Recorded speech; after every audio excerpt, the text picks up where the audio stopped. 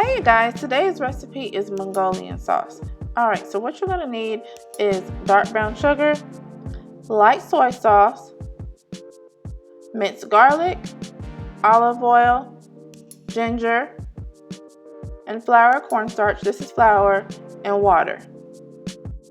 So we're going to start off by heating our oil in our pot. We're going to go ahead and get our oil nice and hot, and then go ahead and start mixing the other ingredients together while that's heating. Alright, so we're going to let that do its thing. You want to go ahead and add everything in your bowl. There's your brown sugar, your soy. Okay, and then we're going to add our minced garlic. It's just easier to go ahead and put everything in the bowl and mix it together, and go ahead and get your thickener, which is flour today, fully incorporated. Okay, so I'm going to go ahead and add our ginger. And then here's our flour. And then you're going to make sure that you give that a good mix until the flour is completely dissolved into the mixture. Now, you can go ahead and add your water at this point, but I added it once I put everything in the pot because I wanted to add half at a time, just so I can make sure I can control my flavors. But you can do it either way. You can add it all at once, or you can wait and then just see, if you have enough water at the time and if you really need to add any more.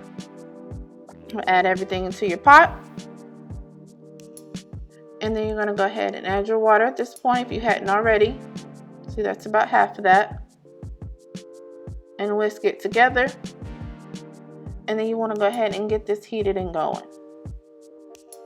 Alright, so we started off a little high with the heat, but after it gets going, we're going to go ahead and reduce the heat.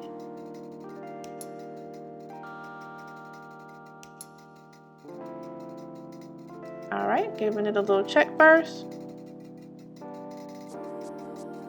It's already starting to thicken up, so we're going to go ahead and reduce the heat.